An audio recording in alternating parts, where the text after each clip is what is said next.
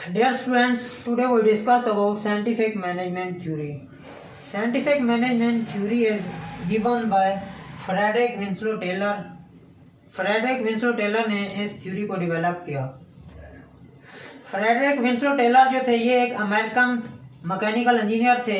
इन्होंने इस थ्योरी को डेवलप किया।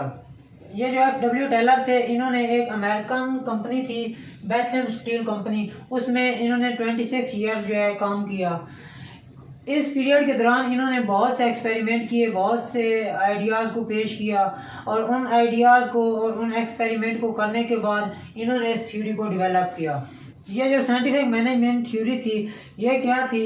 ये थ्योरी ये थी किसी भी ऑर्गेनाइजेशन में साइंटिफिक मैनेजमेंट अप्रोच को इस्तेमाल करके जो प्रोडक्शन है उसको किस तरह हम इंक्रीज कर सकते हैं। टेलर ने बताया कि किसी भी ऑर्गेनाइजेशन में साइंटिफिक अप्रोच को यूज़ करके हम किस तरह प्रोडक्शन को जो है इंक्रीज कर सकते हैं। तो इस मकसद के लिए जो टेलर थे इन्होंने 4 प्रिंसिपल्स दिए। सबसे पहले हम टेलर की कंट्रीब्यूशन को देखते हैं कि इस थ्योरी में टेलर की क्या क्या कंट्रीब्यूशंस थी। Contributions of F.W. टेलर। जो पहली कंट्रीब्यूशन थी वो ये थी, he was the first one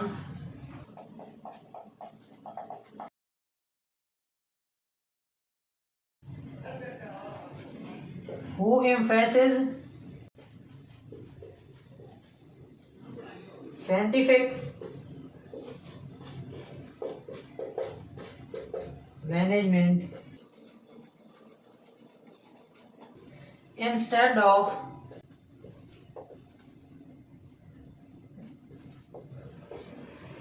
hit and trial method।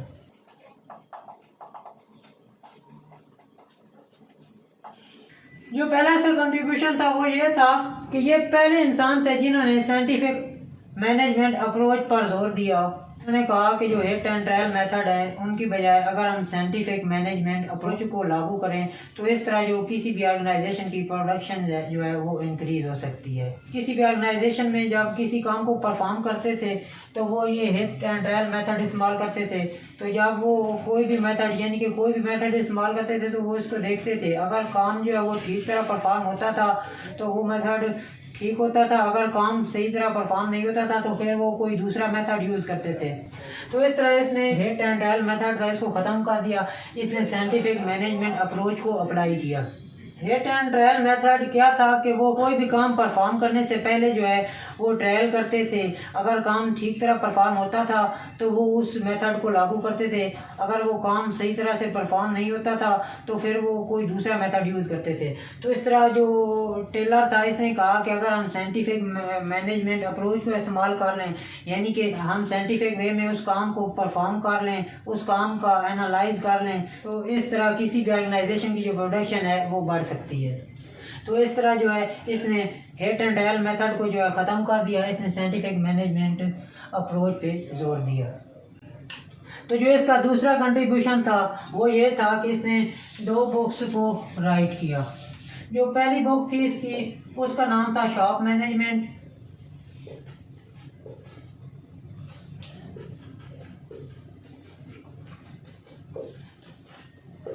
और जो दूसरी बुक थी वो थी प्रिंसिपल्स ऑफ साइंटिफिक मैनेजमेंट।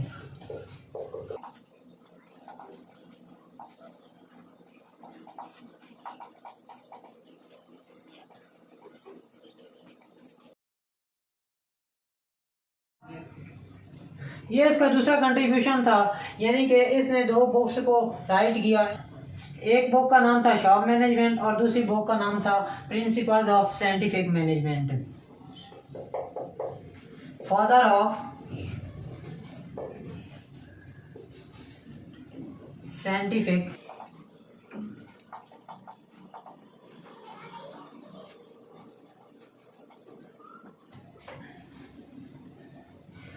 ये जो फ्रेडरिक विंस्लो टेलर थे इनको फादर ऑफ साइंटिफिक मैनेजमेंट भी कहा जाता है। जो हेनरी फ्यूल थे उनको फादर ऑफ जनरल मैनेजमेंट कहा जाता है और इनको जो है जो F.W. टेलर हैं इनको फादर ऑफ साइंटिफिक मैनेजमेंट कहा जाता है। ये MCQs में अक्सर क्वेश्चन आता है, जो स्टूडेंट्स हैं वो भूल जाते हैं। जो फादर ऑफ साइंटिफिक मैनेजमेंट जो है हेनरी फ्यूल को लिख देते हैं, और जो फादर ऑफ जनरल मैनेजमेंट है उसमें लिख देते हैं ये F.W. टेलर हैं। जो फादर ऑफ जनरल मैनेजमेंट है वो हेनरी फ्यूल है, और जो फादर ऑफ साइंटिफिक मैनेजमेंट है वो हैं F.W. टेलर। ये इसकी कंट्रीब्यूशंस थी F.W. टेलर की। अब हम चलते हैं प्रिंसिपल्स की तरफ, जो प्रिंसिपल्स इन्होंने दिए। जिस कंपनी में ये काम कर रहे थे इन्होंने उस कंपनी पे इन प्रिंसिपल्स को अप्लाई किया था। जब इन्होंने इन प्रिंसिपल्स को उस कंपनी में, उस ऑर्गेनाइजेशन में अप्लाई किया था तो उसका नतीजा क्या निकला, उसकी जो प्रोडक्शन थी वो 3 गुना बढ़ गई थी। अब वो कौन से प्रिंसिपल्स थे जिनको F.W. टेलर ने अप्लाई किया था? Principles of scientific management. तो जो पहला प्रिंसिपल था वो था sense not rule of thumb.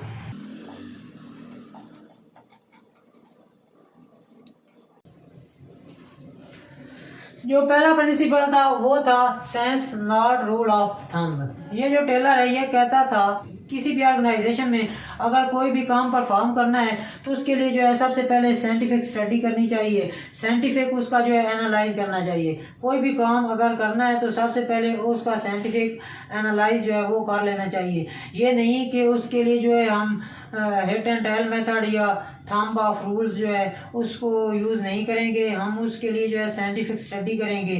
Scientific study for example हम पहले उसके बारे में जान लेंगे कि उसके लिए उस काम को परफॉर्म करने के लिए कितना जो है वक्त वो लग सकता है। तो इसके लिए हम जो है साइंटिफिक वे में उसकी स्टडी करेंगे, उसका एनालाइज करेंगे, तब उस काम को जो है परफॉर्म करेंगे।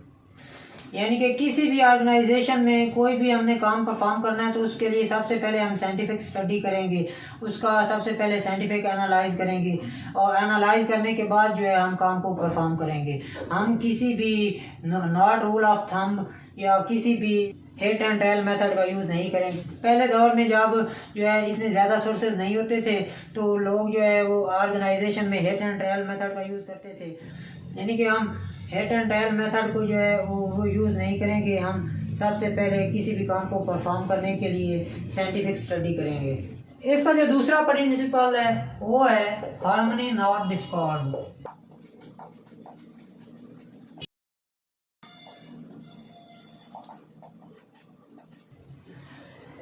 हार्मनी नॉट डिस्कॉर्ड यानी कि जो मैनेजमेंट और वर्कर्स हैं उनके दरमियान अच्छी अंडरस्टैंडिंग होनी चाहिए।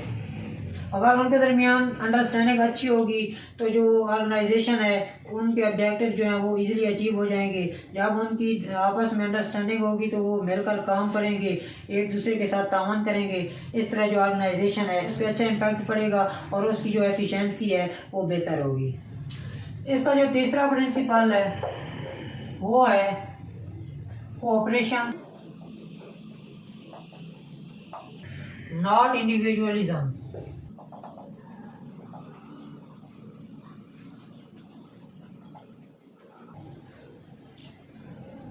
कोऑपरेशन नॉट इंडिविजुअलिज्म, इसमें वो कहता है कि जो वर्कर्स और मैनेजमेंट है वो कोऑपरेटिव होने चाहिए, एक दूसरे के साथ जो है वो कोऑपरेट करें, उनका कोऑपरेशन जो है वो अच्छा हो। ये ना हो कि हर कोई अपनी फिक्र करे, अपने बारे में सोचे। यानी कि वो एक दूसरे के साथ कोऑपरेट उनको करना चाहिए। एक दूसरे के साथ अगर वो कोऑपरेशन करेंगे, मिल के चलेंगे तो जो ऑर्गेनाइजेशन है उसके जो ऑब्जेक्टिव्स हैं वो इजीली अचीव हो जाएंगे।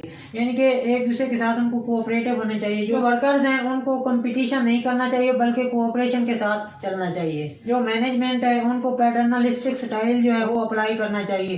पैटर्नलिस्टिक स्टाइल फॉर एग्जांपल जैसे एक फादर जो है वो फैमिली की केयर करता है, तो इस तरह जो मैनेजमेंट है उनको एम्प्लॉयज़ की केयर करनी चाहिए। तो इसके अलावा जो है वो अगर वो उनकी केयर करेंगे तो तब जो है एम्प्लॉय जो है वो मोटिवेट होंगे। इस तरह जो एफिशिएंसी है वो बेहतर होगी। या वर्कर की एफिशिएंसी बेहतर होगी तो ऑर्गेनाइजेशन की एफिशिएंसी जो है वो खुद ब खुद बेहतर हो जाएगी। इसका जो लास्ट प्रिंसिपल है वो है development of workers, development of workers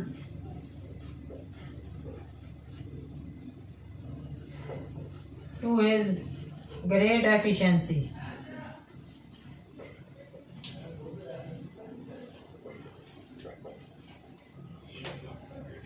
development of workers to great efficiency, यानी कि वर्कर की डेवलपमेंट करनी चाहिए। अगर वर्कर की डेवलपमेंट होगी तो जो एफिशिएंसी है वो खुद ब खुद बढ़ जाएगी।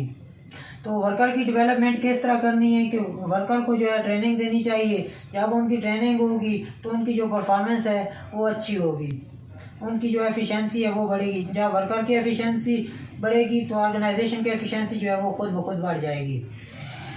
ये थे इसके 4 प्रिंसिपल्स जो मैंने डिस्कस किए। अब हम बात करते हैं advantage of scientific management.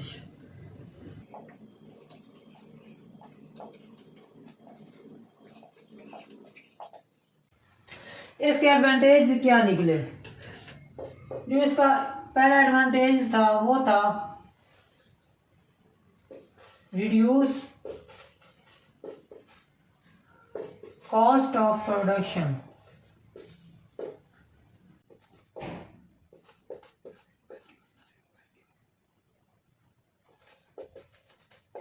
Reduce cost of production यानी कि जो प्रोडक्शन थी उसकी कॉस्ट कम हो गई। दूसरा इसका जो एडवांटेज था इंक्रीज्ड एफिशिएंसी।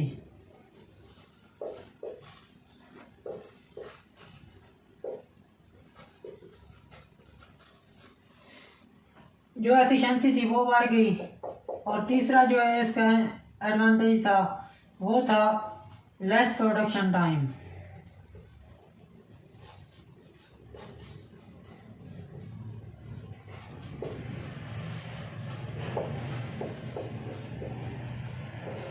प्रोडक्शन के लिए जो टाइम था वो कम हो गया। ये साइंटिफिक मैनेजमेंट थ्योरी के 4 प्रिंसिपल थे जो मैंने बयान किए और इसके एडवांटेज भी बताए। साइंटिफिक मैनेजमेंट थ्योरी की 7 अप्रोच हैं। अब हम नेक्स्ट वीडियो में इसकी जो अप्रोच हैं वो बयान करेंगे। 7 तकनीक्स जो इस थ्योरी की हैं उस वीडियो का जो लिंक है वो इस वीडियो की डिस्क्रिप्शन में मैं डाल दूँगा। अगर आपने उन तकनीक्स को देखना है तो आप डिस्क्रिप्शन में जाके उस लिंक पे क्लिक करके वो वीडियो देख सकते हैं। उस वीडियो में हम कंप्लीट जो 7 तकनीक्स हैं इसकी उनको डिस्कस करेंगे।